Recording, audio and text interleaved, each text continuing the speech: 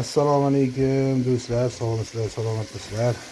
Do'stlar, hozir ayniqsa qish paytida hammada pechka bo'ladi, qishloq joylarda, ayniqsa viloyatlarda biz shu pechkadan foydalanib qozon kabob tayyorlaymiz, mana shu pechkada. Sizlarga ham baham ko'rgim keldi, qozon kabob qanaqa tayyorlanadi. Demak, yog' soldik ozgina va go'sht mana. Go'sht solingan. Go'sht qo'rib olamiz mana, chiroyli bo'lib qo'rilyapti. Undan keyin sizlarga davomini ko'rsataman.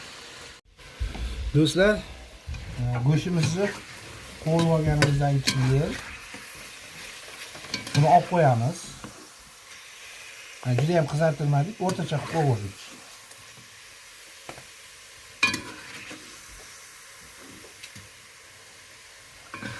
Olib qo'yamiz. Go'shtni iloji boricha yumshoqroqdan olinglar.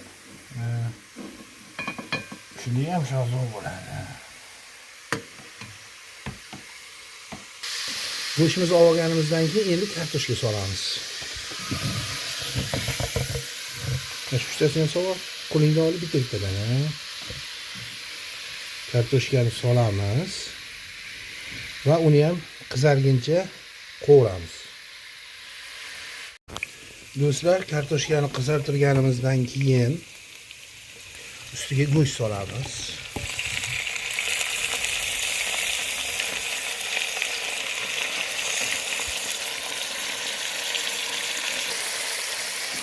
Go'sht solganimizdan keyin chesnoklar bor. Chesnok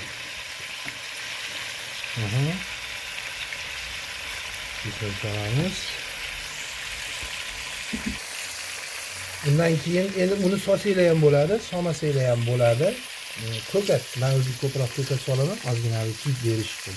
Bari ko'kati yo'q bo'lib ketadi. Hammasini solaman. Aylantirib. Tak, undan keyin mana tabiiyligiga qarab zira solsanglar bo'ladi.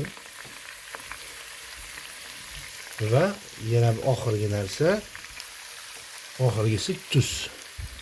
Tuz sekin erib tushaveradi. Taxminan mana shu masallig'i, hozirgi masallig'imiz 100 ming so'm bo'ldi, bir 4 ta 5 ta odam to'yadi. Demak do'stlar, mana tayyor.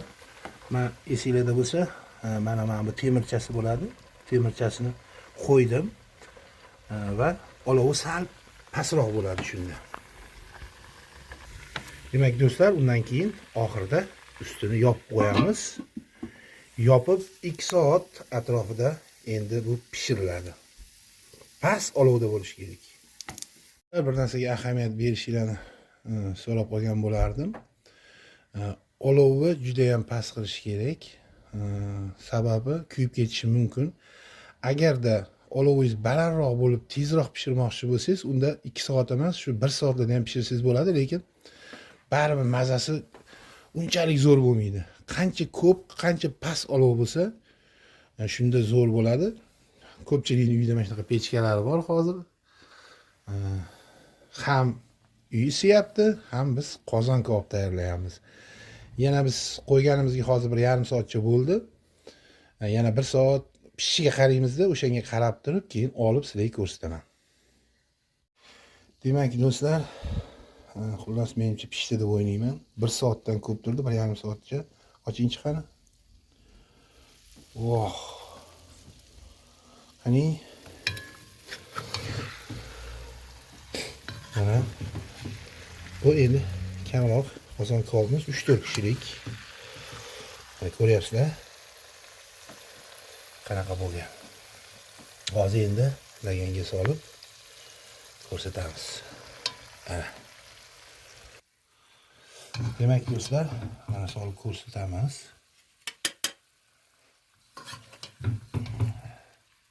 Kartoshkalar ham juda ajoyib pishgan. Oho! Ayniqsa bari o'tini tafti borda. Mana qaranglar. Shuni qo'yamiz. Shuni qo'yib turib, ustiga mana bunday qilib piyozlarni solamiz do'stlar. Mana kartoshkani ko'ryapsizlar, ichini. yoki mana buni bo'lib ko'ramiz mana. Shunday bo'linib ketyapti mana ichi. Juda. Xullas kalon do'stlar, mana shunaqa ovqatimiz chiqdi mana. Juda ham shirin. Xudo xolasa, sizlar ham uylarda zerikkaninglarda, ayniqsa pechka yoqadiganlar bor. Mana shunaqa pechka. Men hozir taxminan hisoblab chiqdim. 100 ming so'm ketadi yo ketmaydi. 100 ming so'm ham dash ketmaydi. 90-95 ming so'm ketadi. Shuni ichida mana shunaqa shirin taom qilsangiz bo'ladi. 4-5 kishi yesa bo'ladi. Bu yoqda mana ko'rsat, mana yana ozgina qoldi. Shunaqa o'zingizlar uyingizda men aytgan retseptdan tayyorlab ko'rishinglarni maslahat beraman. Sog' bo'linglar, salomat bo'linglar.